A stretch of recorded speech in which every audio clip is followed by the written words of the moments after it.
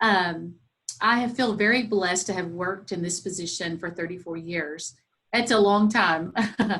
It's a very diversified field. My tasks vary from day to day. I mean, I say I'm office manager. I am counselor. Everyone of y'all probably know that goes along with it.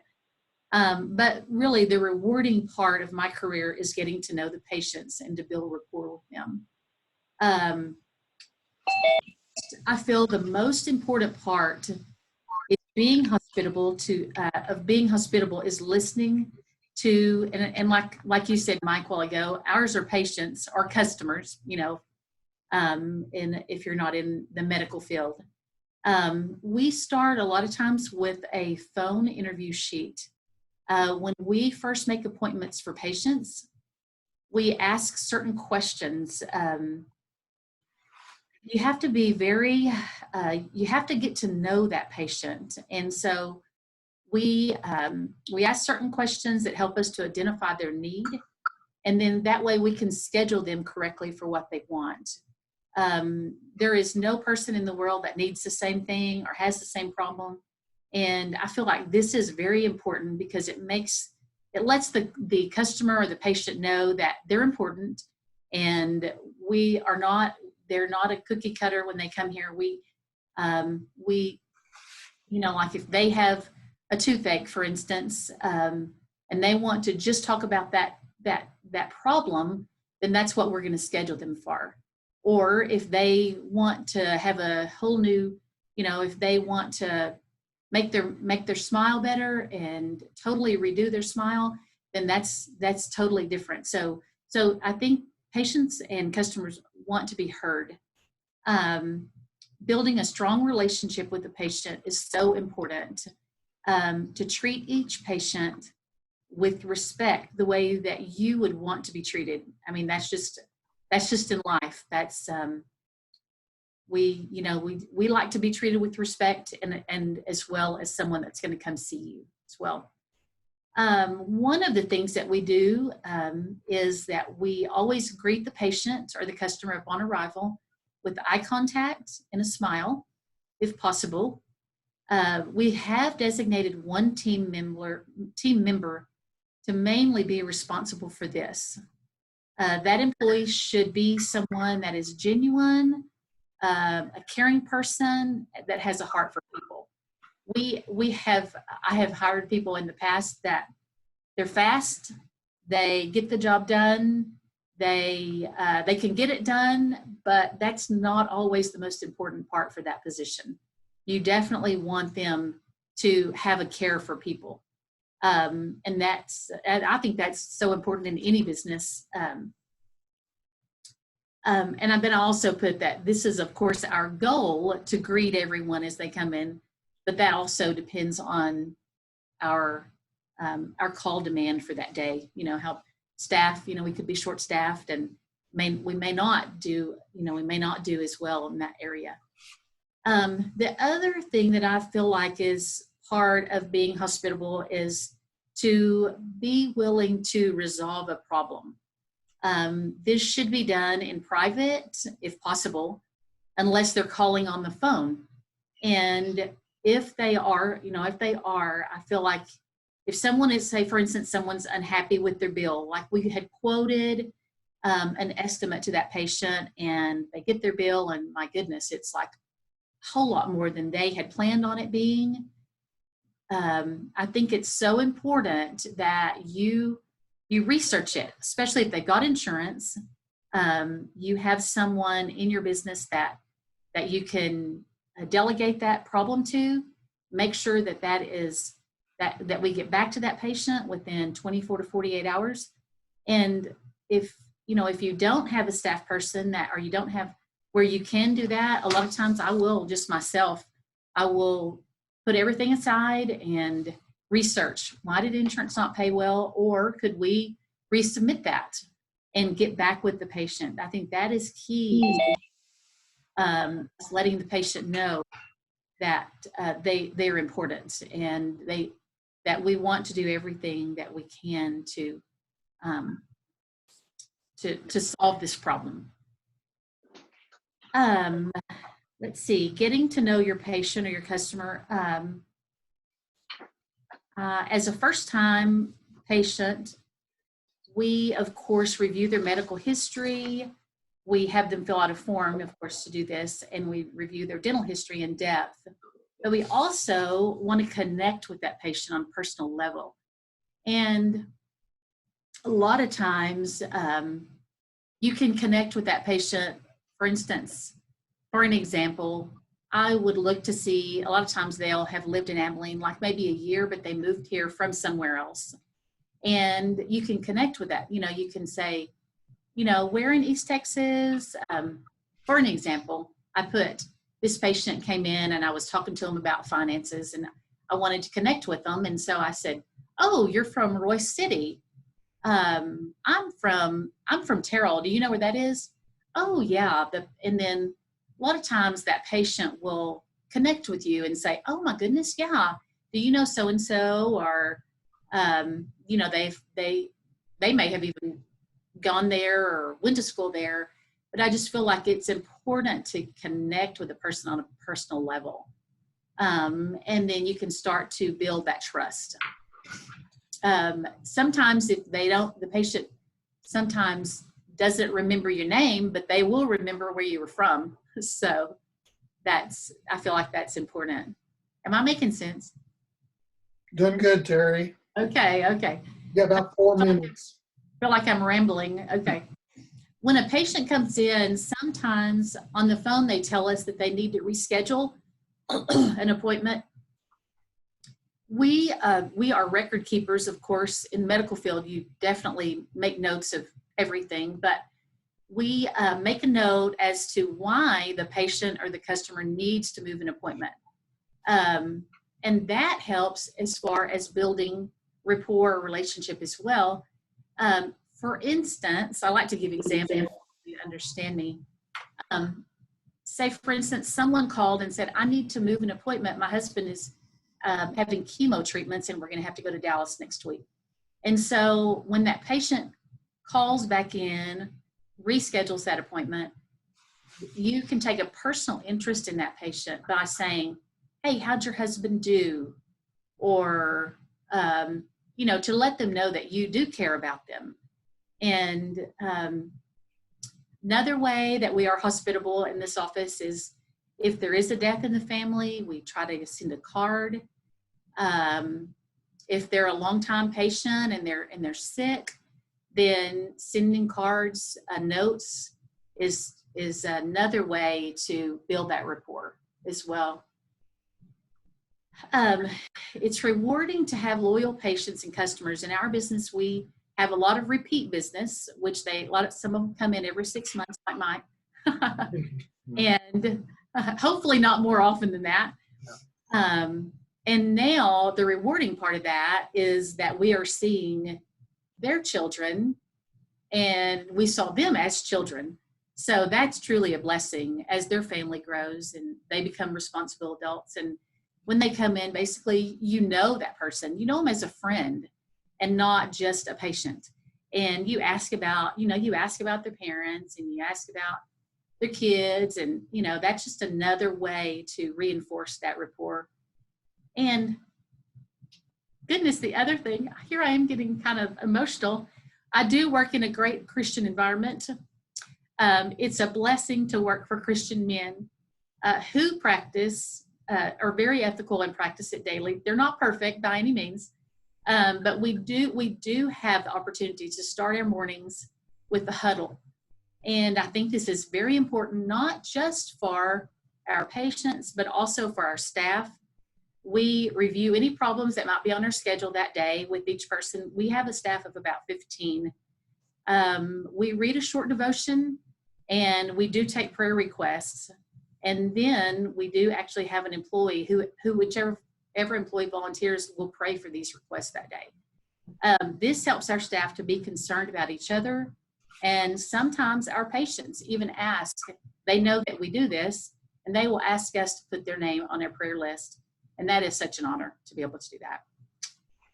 So that's another way that that we are hospitable here at our office. So the value of being hospitable to your customers is as much of a blessing to you as it is to your customer. It's a rewarding part of your job if you truly show genuine concern and care for your customer.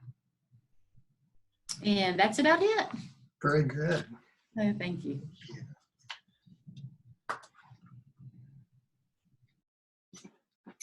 Okay, at this point, we're going to have Sarah Halbert. So Sarah, you jump on.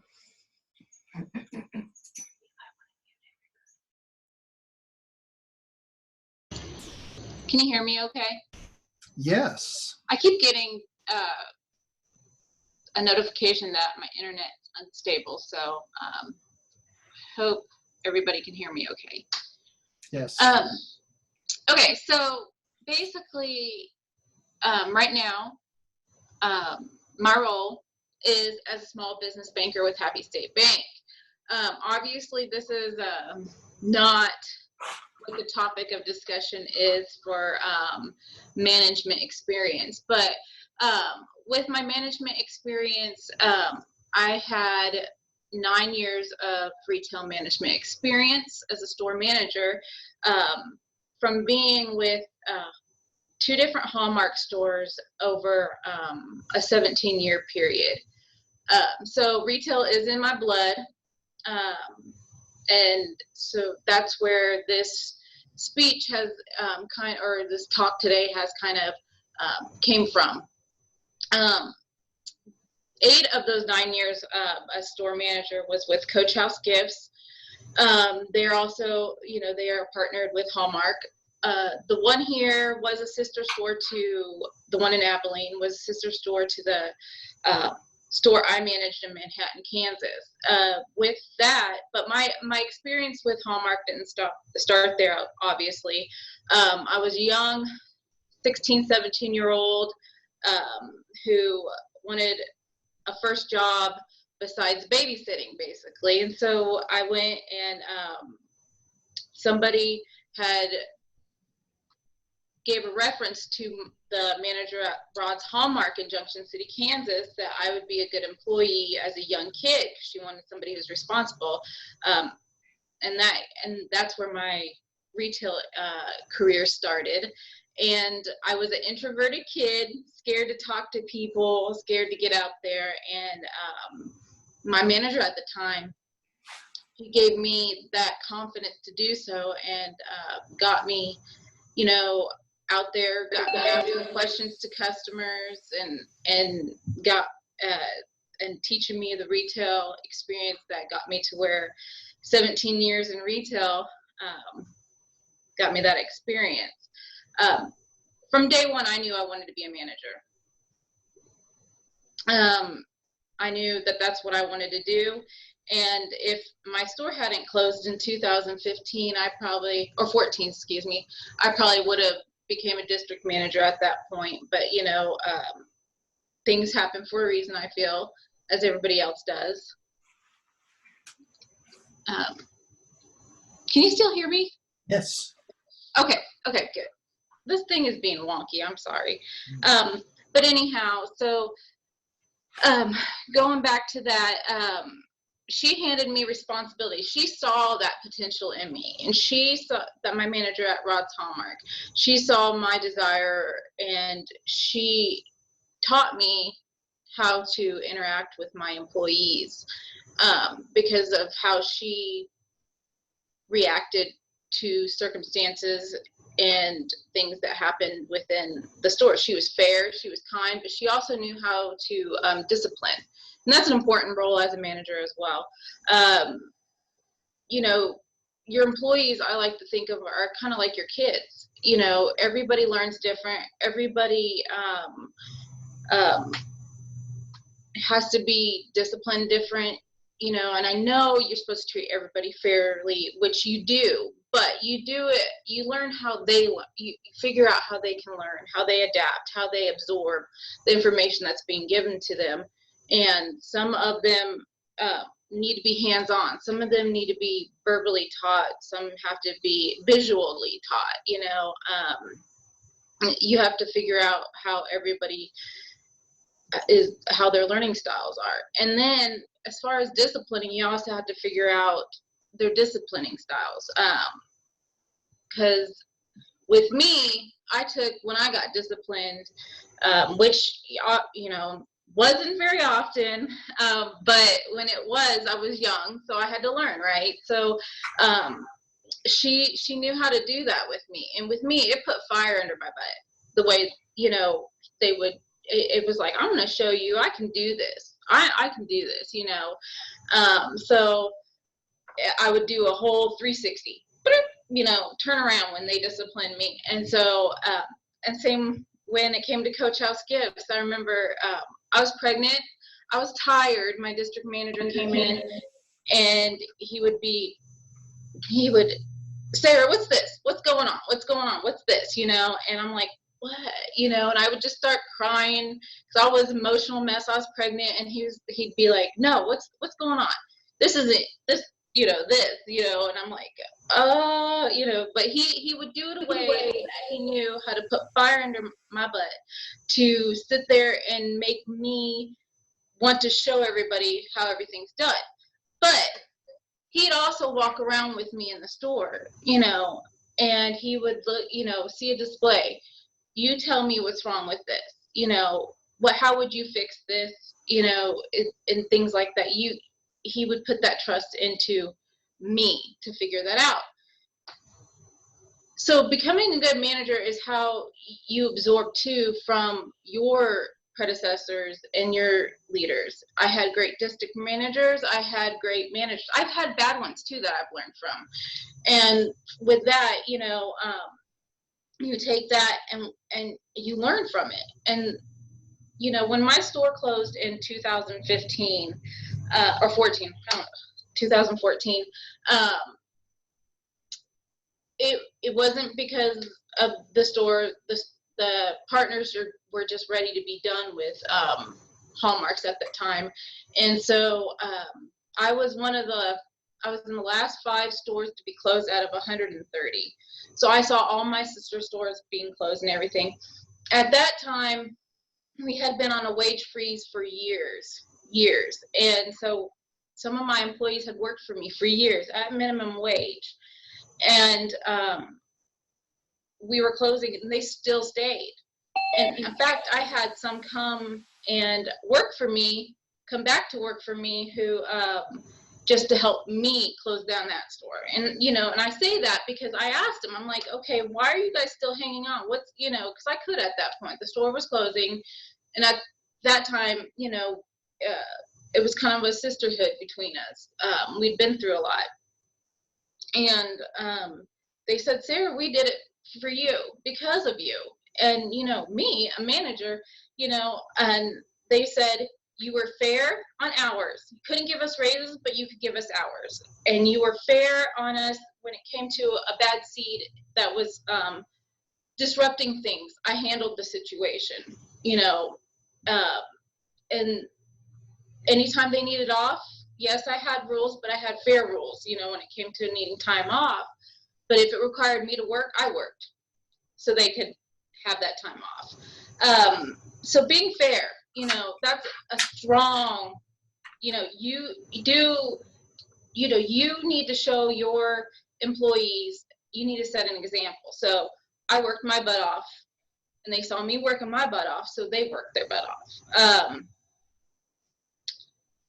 And then, at the same time, I'd have corporate come in and tell me, I needed to get rid of somebody because she wasn't technology savvy to run a register. I was like, whoa. I stood up for her. I was like, no, you guys don't think that she can run a register, but the customers loved her. I'm not getting rid of her. She can help them. And that was important than running a register. I can, somebody else can run a register, or time, should just give her patience, she would learn it. But, standing up for your employees, that's an important management trait. But anyhow, with that being said, that's pretty much where I think a good manager comes from. Very good. Thank you, Sarah. Appreciate that. So that takes us to third and Denise. Yes, sir. I'm ready to go. My name is Denise Coulter. My husband and I own 8 Subway locations in the Abilene area, in Abilene and near Abilene. We have approximately 70 employees. We've been doing this, as I said, for 24 years. We get to live in the country. And in fact, right now, I'm watching my husband plow the field in front of our house. So I'm a very fortunate person in what I get to do. I love my work and I love living in the country and being with my husband. We have 4 children, 7 grandchildren ranging in age from 5 months to 20 years. And we have a great grandchild coming in September. So we're very excited about that. So I want to get into talking about being hospitable to your vendors. And let me tell you about my experience. Have you ever had one of those customers that was extremely demanding and expected perfection in every transaction? And have you ever said about somebody, well, they just don't understand how business works or how this business works? Well, I was that customer with the people that sold me products and services. I am a recovering vendor abuser. I thought that my vendors owed me something because I paid them, and by golly, they were going to give me good customer service. After all, I was the customer. And I'm ashamed to give you some examples of my abuse, but I'm going to because I think it can help you. I can recall a time when the grocery driver arrived 30 minutes early. I opened the drive-through window and I stuck my head and my fist out the window and I yelled, "You aren't coming into 7. No, you wait till 7 to come in." And I can just see this crazy lady sticking her head out the window and screaming at the driver. When a service person came in, I looked at them as an interruption of our business, and I would say to them, stay out of our way. We are trying to wait on our customers. Just stay out of our way. Don't get in our way. I was thinking about it only from my viewpoint, and I never stopped to consider that they were doing their job. They were serving me, their customer. Now, I'm not exactly sure when I started to change, and I'm very embarrassed at the person I was compared to where I am now. I'm not perfect, still working on improving. But somewhere I learned that forming a relationship with your vendors is beneficial to you as a business owner. And in looking back, I think that transformation began when I read the book Whale Done, W-H-A-L-E, like a killer whale. It's by Kim Blanchard. And it describes how the team at SeaWorld trains killer whales, 11,000-pound killer whales. To summarize the book in just one sentence, you need to use positive reinforcement of good behavior. And shaking your fist at a truck driver when he arrives early is not that kind of reinforcement. And I learned that a person feels appreciated and will do more than what is expected if you do appreciate them. Or as my granny used to say, you can catch more flies with honey than with vinegar. Now, I'm a very task-oriented person, and it's hard for me to take the time to build a relationship. I just want to get things done. So I began putting building a relationship on my list of things to do. And that way, I feel like I'm getting something done. Now, many of you are probably relationship-oriented, so it's going to be a lot easier for you. But for me, I needed to learn how to build a bridge between myself and my vendors, not a wall. And when I shook my fist or told people they were in my way, I was putting up a wall between me and them. And I still have a reputation with some of these vendors. I'm working very hard to change it, and it is changing, but it takes a long time when you act poorly. People remember that a long time. So in my opinion, there's 3 ways to build that bridge. And these are the 3 things that I do. and they all start with T. So the first one you want to do with your vendors is you want to talk to them. You want to ask them questions about themselves. So I think of questions to ask, and I'm going to use my grocery vendor as my biggest example. I think of questions to ask those delivery guys when they bring in the truck. What's your name? How long have you worked for this company? Do you have any kids? Where are you going on vacation? Who do you want to win the Super Bowl? And I'll listen. And because I don't have a great memory about things like that, I write down what they tell me. So before they come the next week, I'll look at that list of questions I've asked them, and then I can follow up on those questions. Oh, aren't you glad the Chiefs won the Super Bowl? That was the team you were for, right? And they love that when you have listened to them. So I talk to them. Number two, I take care of them. Now, my business is a restaurant, so I can offer them a soda or some cookies or a sandwich. Now, if you don't have something like that to share with them, you can have a gift card on hand, just a $5 gift card to Starbucks or even to Subway. You could have that on hand to hand to them when they do a great job, or even a candy bar. Here's a payday. Man, you did a great job today, and I'm paying you. Or $1 million bar, or it's not $1 million, it's a $100,000 bar. Man, the job you did today was worth $100,000. So take care of them in whatever way you can. And then the third way is thank them for what they do. Sometimes it's hard to remember to do that because if you're like me, you thought you were paying them, you didn't owe them any thanks, but just tell them thank you. You can also take the time to call or email their supervisor and tell them what a good job their employee's doing. Nothing is better to someone than when they come in that next week and they say, man, Curtis told me that you told him what I did last week. I really appreciate that. It makes me feel good. It makes me know that I have helped them feel better about themselves. So there's three things: talk to them, take care of them, and thank them. Now, vendors, just like those killer whales, don't do everything right, and sometimes you need to address those issues, just like Sarah was talking about the discipline. And I recommend that with a vendor, you go straight to that person that you're dealing with and just tell them, hey, is there any way that we can do this differently that works out a little bit better for both of us? Not just for me, not just for you, but for both of us. I used to call their supervisor and chew them out about the horrible job their employee was doing, and I don't do that anymore. And I get a lot better results talking directly to that person, directly to that guy that brings in my groceries every week.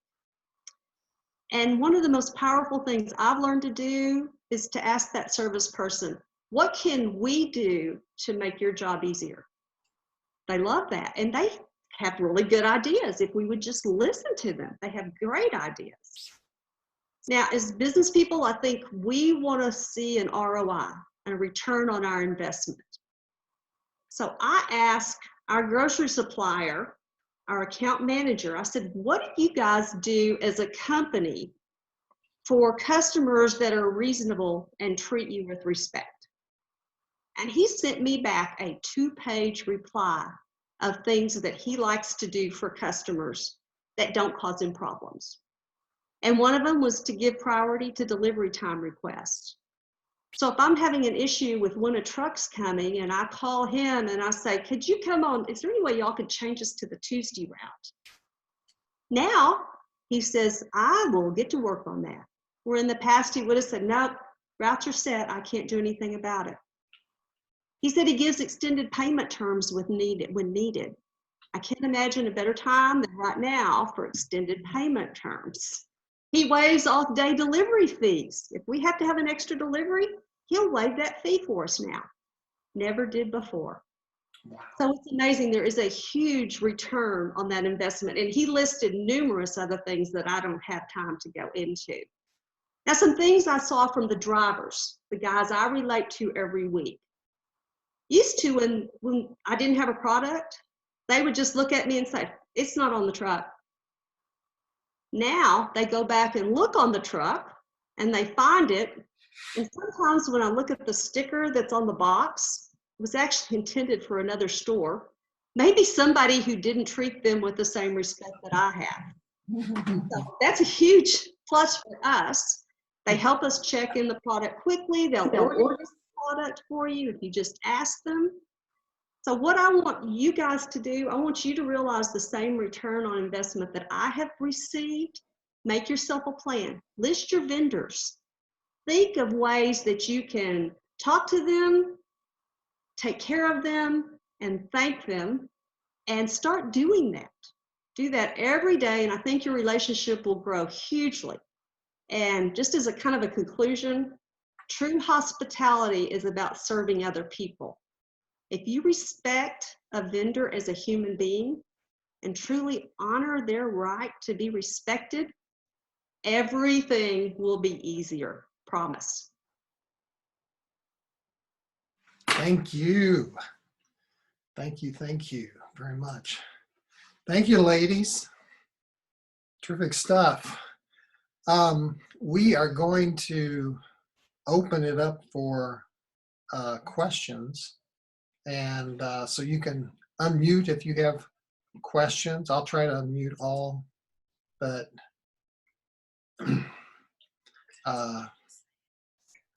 so what kind of questions do we have for any one of the ladies there?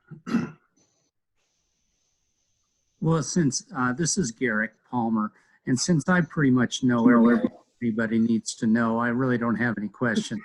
But I do have some comments, and that is you all did an amazing job. Good information, good insight, and appreciate you doing this. So we're all surrounded by a lot of uncertainty right now, and to hear the positivity come from you is goodness for me personally. So thank you very much for doing this. Hi, this is Kelly Jones, and I am the office manager for the Community Foundation of Abilene. That kind of like Michael, there's not a whole lot of questions, but I just wanted to say thank you, because even though we're in a kind of different markets than what everyone on here, I'm sure we're all different in what we do, but just with the lady speaking, it's given me tons of ideas that we can reach out with our donors and our members for sure. So I just wanted to say thank you for hosting this. Thank you, Kelly. I'm glad to have you. I don't know everything like Garrick. I have a question. This specifically, I think, was it Terry? Was she the first speaker? Is that the right name? Mm-hmm. Terry, are you using a piece of software to track this stuff? You talked about making notes about individual people so that when they came back, you saw those. I know that dentists keep a lot of records, and you mentioned keeping records, but are you using specific software separate for the sort of the relationship management, or is it the same one you use for patient management in general? It's the same one we use for patient management. It's a dental software. Okay.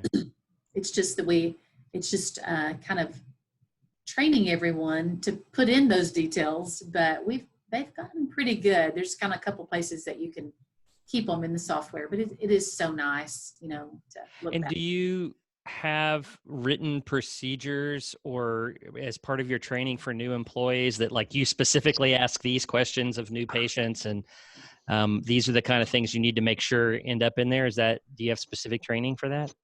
Definitely do. Yes. So we do have a form that we do complete every time, especially in new patient calls. And it's very descriptive, but it's not too long. I think that's the key, is do not keep them on the phone for 10 minutes. But yes, we kind of have, it's kind of a circle. Well, it's actually a computer generated form. Some people fill it out by hand, but to ask certain questions like pain, and then like upper right, left, lower right, and but there are several questions that we can ask, but keep it simple. We don't have to ask every question on that form. So. And what would you say is the most the thing you've added to that process that you wish you'd known at the beginning? How about that as a question? Well, we did not use a form like 20 years ago, and it is very hard to train someone to ask those questions that you really need to know about. So I really would recommend having a standard form and training your employees to use that form. It's very helpful. Very. Thank you. Mhm.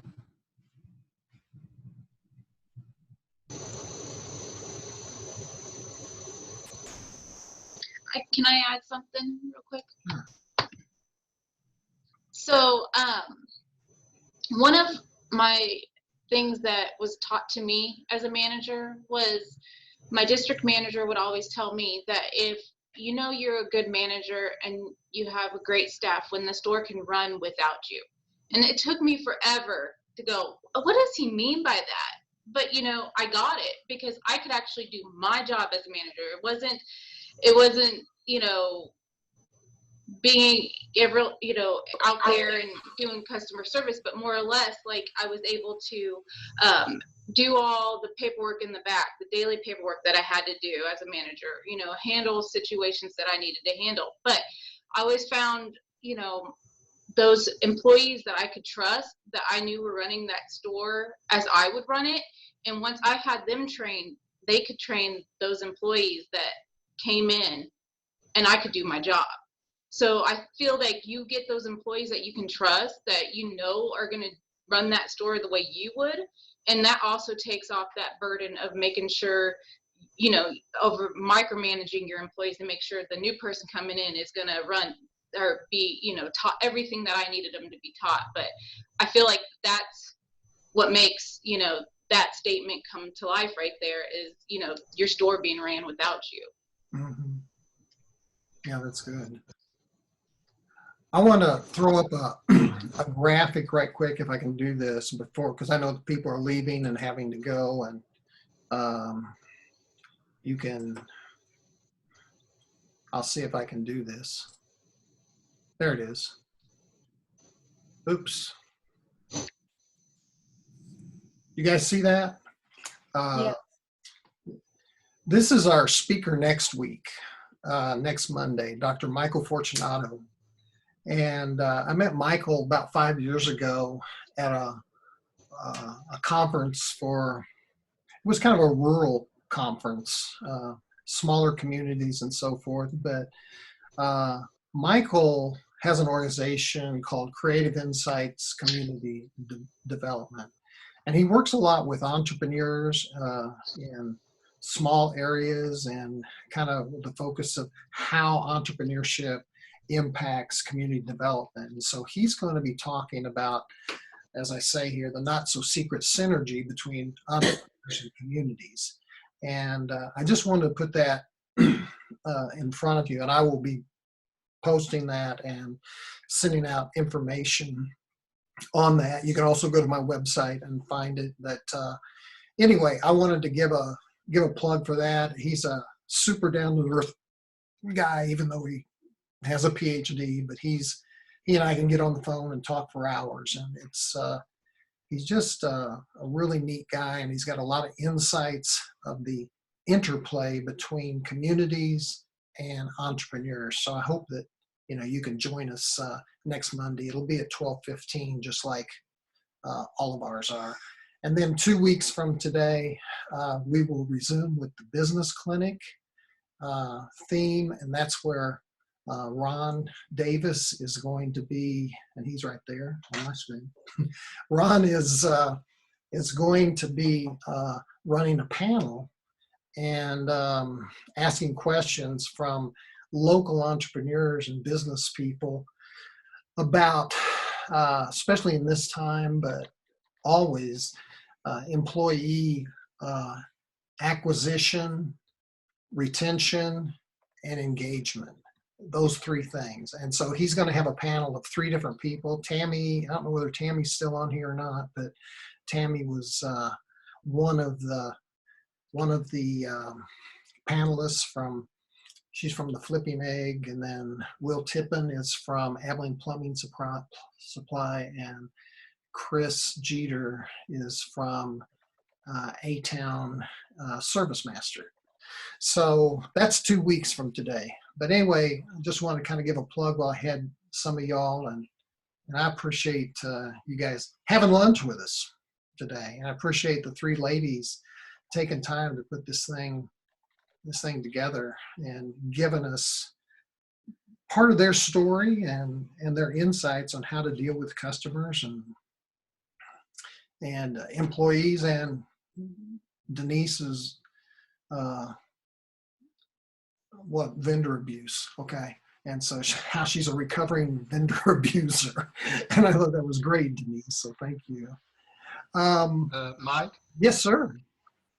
Yeah, I was just going to say a plug for Sarah. She's really helped us here during this PPP program. Been very active and very helpful in that. So I'm glad she's on board. Tell people who you are in relation to this. I'm sorry? Tell people who you are, who you work for, and how she. I'm sorry. Ken Bowles with Happy State, commercial vendor here. Okay, thank you, Ken. All right. Anybody else before we close out? I see This Mr. is Kim. Can you hear me? Yeah, Kim. Hi. Thanks again, guys. That was great. I learned a few things, and I really appreciate it. I love these webinar deals. These online things. These are great. Thanks. Thank you. And I see that Mr. Oliphant's on. It's rare that we don't hear from him. So, I am here. Thanks for the invite. Are you in town or are you in Virginia? I am in town. Oh, okay. Well, great. Yeah. It's great having you. Working on projects in Northeast Minneapolis or Northeast Abilene. Okay. Very good. We were afraid you had laryngitis or something. One of my primary skill sets is listening. So yeah, you got to employ that as often as possible. When you're talking, you're repeating what you already know. When you're listening, you're learning something new. That's true. Good point. All right, friends. Well, thank you so much. If there's nothing else, I guess we'll close out this meeting. We'll be back on at 12:15 next week with Dr. Michael Fortunato. And if you can join us, he'll be calling in from Huntsville, Texas, I believe. Is where he operates out of. So be well worth your time to come in and listen to him. Ladies, thanks again. It was such a delight to have you, and especially on short notice for you, Terry. Thank you for stepping in. Appreciate it. Okay, guys, I'll close out the meeting, and hopefully we'll see you next week. Bye. Okay, thanks.